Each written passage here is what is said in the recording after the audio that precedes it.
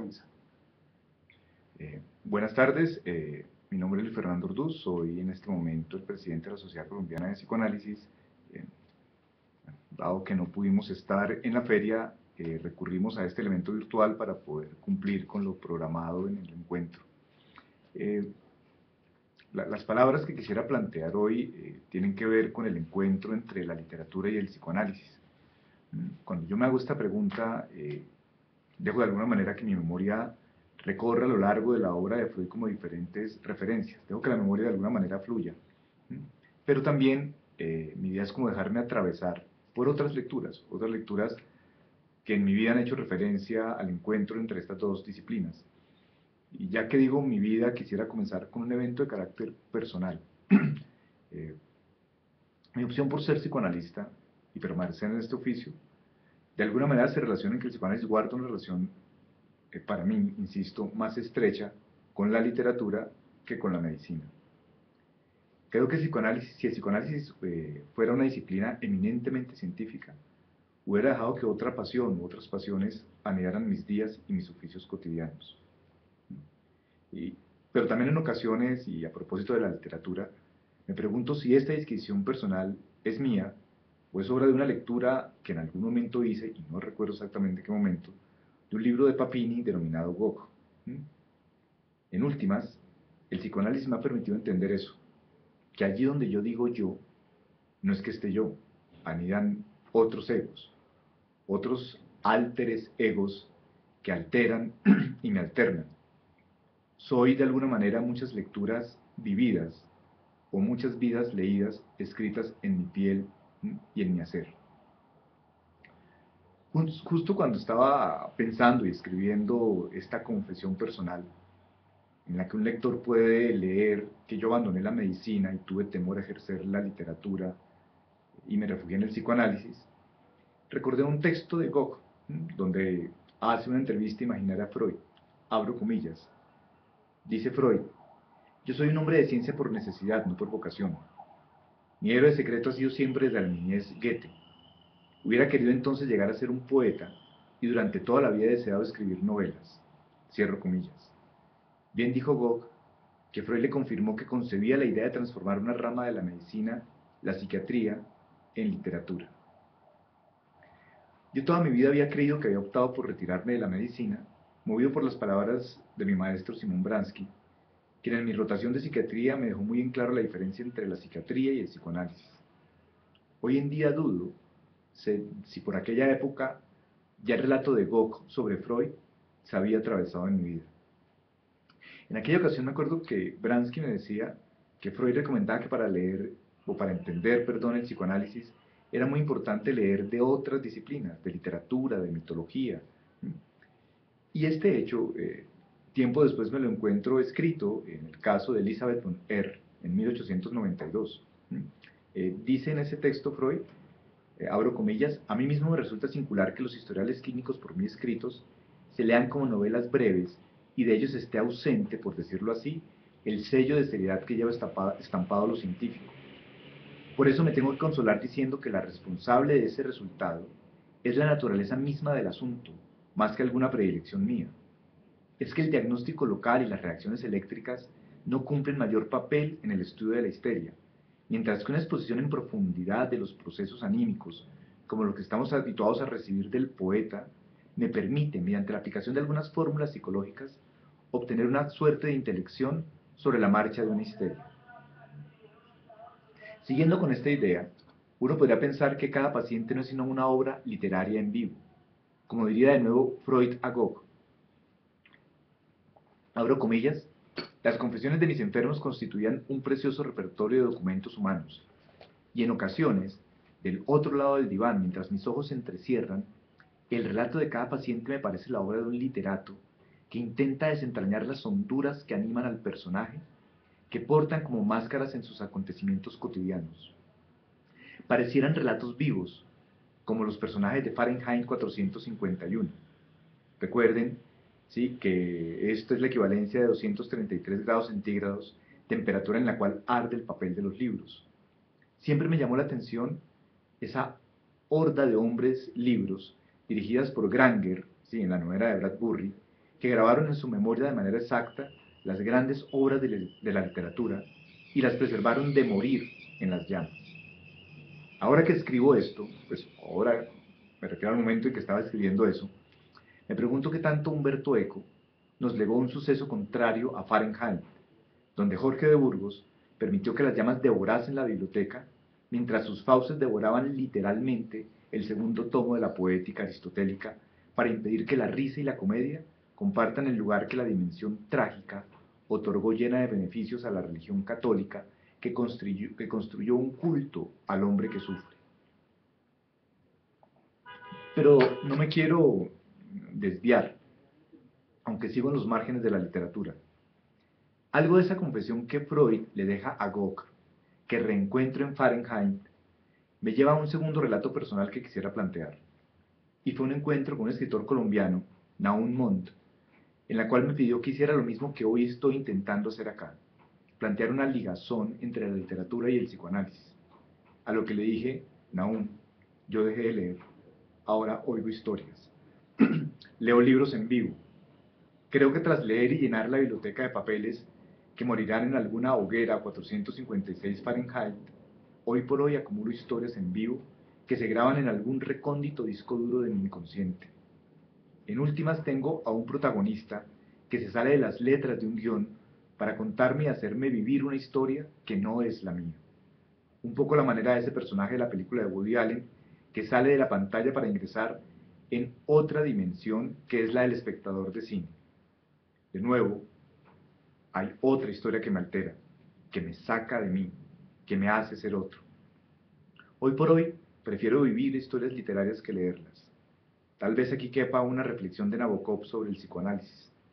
El autor de Lolita sitúa al psicoanálisis como un fenómeno de la cultura de masas, porque es una teoría que permite al individuo ubicarse dentro de las grandes tragedias.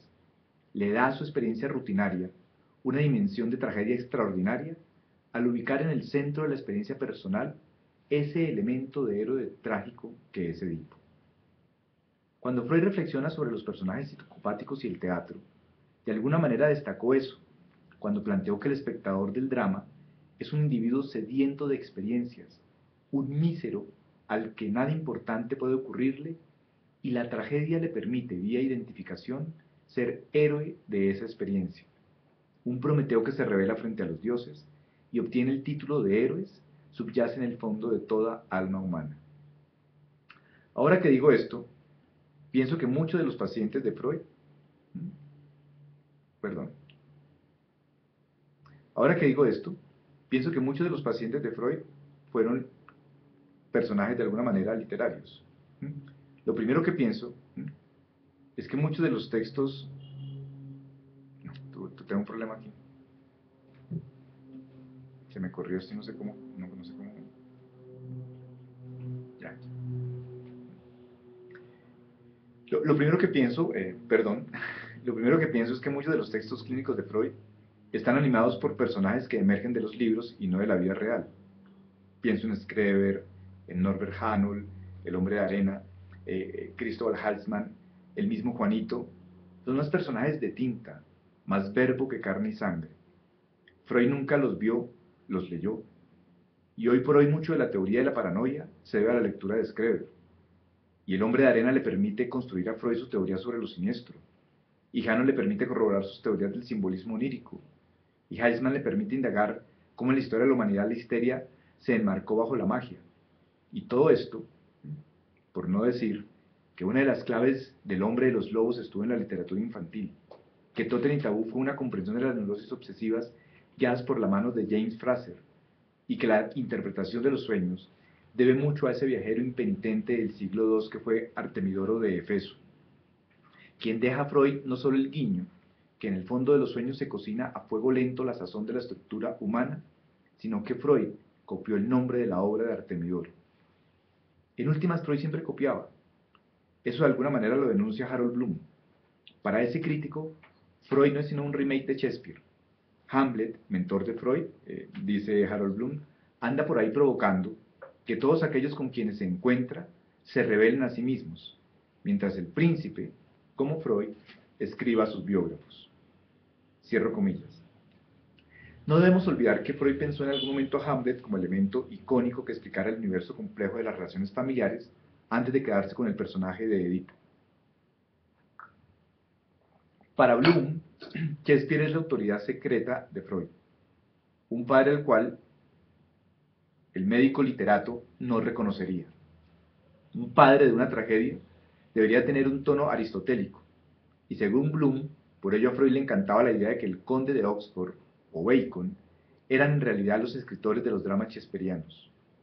Bloom critica ese interés freudiano de anclar en la biografía del autor la causa de su arte, así como critica el reduccionismo angloamericano y la retórica confusa lacaniana. Una de las joyas que he encontrado en la lectura de Bloom es esta, abro comillas: Hamlet no tenía un complejo de Edipo, pero Freud ciertamente tenía un complejo de Hamlet, y quizás el psicoanálisis es un complejo de Shakespeare. Para Bloom, el psicoanálisis puede desaparecer del planeta como terapia, creo que para Bloom bien merecido se lo tendría, pero Bloom dice, abro comillas, Freud como escritor sobrevivirá a la muerte del psicoanálisis. Pero así como Bloom dice que Freud es un hijo ilegítimo de Hamlet, tendría uno que tener en cuenta la afirmación de Joyce. Joyce decía que Joyce en alemán es Freud. Recordemos que Joyce Men traduce goce. ¿Qué hay en Joyce de Freud? ¿Qué es ese monólogo final del Ulises? No puedo dejar de pensar que más que al surrealismo, si a alguien nutre la interpretación de los sueños, es a la estructura narrativa de Joyce en ese monólogo final de Molly Bloom. Qué curiosa coincidencia, de Harold Bloom a Molly Bloom. A propósito de Joyce, una anécdota a partir de un interrogante.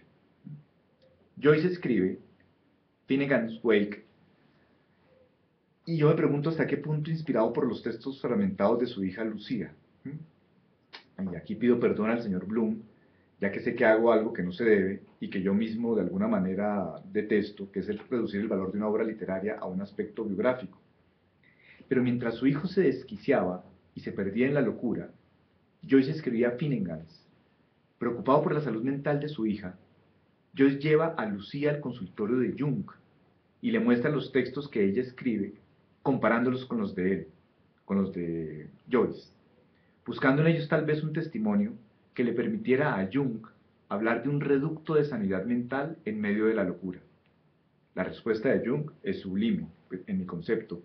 Tras leer los textos, dice a James Joyce, allí donde usted nada, ella se ahoga.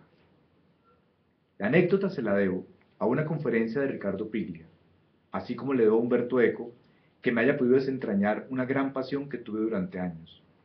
Iniciando mi formación psicoanalítica compartí un anhelo, un deseo, una pasión, y todo surgió del cine, del encanto que sentía al ver El halcón maltés. Y de pronto apareció Hammett, y tras Hammett Chandler, y tras Chandler Poe, y tras Poe Chesterton, y de ahí Conan Doyle, y ahí me detuve por un tiempo, pensando que estaba leyendo la obra de otro médico que jugaba a la literatura, y que convirtió en literatura el oficio médico de finales del siglo XIX. El ejercicio de desentrañar signos y síntomas fue llevado a otro lugar. Lo saca del ejercicio de la medicina que adivina a partir de rastros e indicios el origen de la enfermedad y lo lleva al campo de lo social para proponer que los hechos sociales de carácter delictivo tienen la estructura de un síntoma. Un asesinato es un efecto en lo social que un interpretante semiólogo permite comprender los hilos que se tejen bajo la simple superficie de un aparente delito. Conan Doyle y Freud reconstruyen una escena original a partir de una observación de una escena de los acontecimientos. El método analítico, como el de las novelas policíacas, es la reconstrucción. Escuche lo que dice Conan Doyle.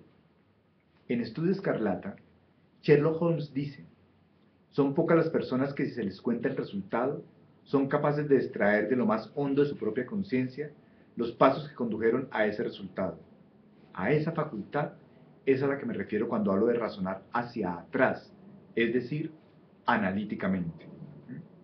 Hasta ahí Conan Doyle, podríamos decir nosotros psicoanalíticamente.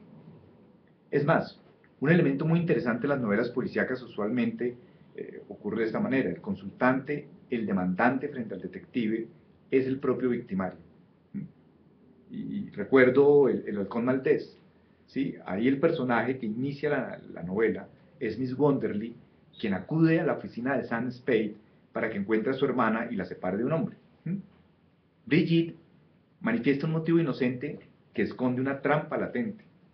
Durante el transcurso de los acontecimientos de la novela, este detective va a sucumbir al amor frente a Brigitte, algo similar a lo que podría ser el amor de contratransferencia. Pero capta un poco la trama de Brigitte, ¿sí? Y logra sobrevivir, ¿sí? Al amor de Brigitte. Y logra, a partir de sobrevivir, develar la estratagema, ¿sí? Y en un punto, el detective que iba a ser víctima de la seductora, le dice Sam Spade a Brigitte: yo no soy Thorsby, uno de los personajes que esta mujer elimina, yo no soy Jacobi, yo no voy a seguir los pasos de Dios sabe cuántos más. Todo esto para plantear que el demandante, el consultante, lleva en sí el engaño en el cual intenta atrapar al analista. Busca que sea objeto enésimo de su trama. El detective, en las novelas policíacas, devela el juego y vence la repetición mortal. Antes de terminar, solo quiero plantear que hay otro elemento que llama mi atención de esta relación literatura y psicoanálisis, y tiene que ver con algo que la modernidad ha convertido en un valor negativo: la lentitud. Si algo se opone como acción lenta a la velocidad moderna, es el acto de leer.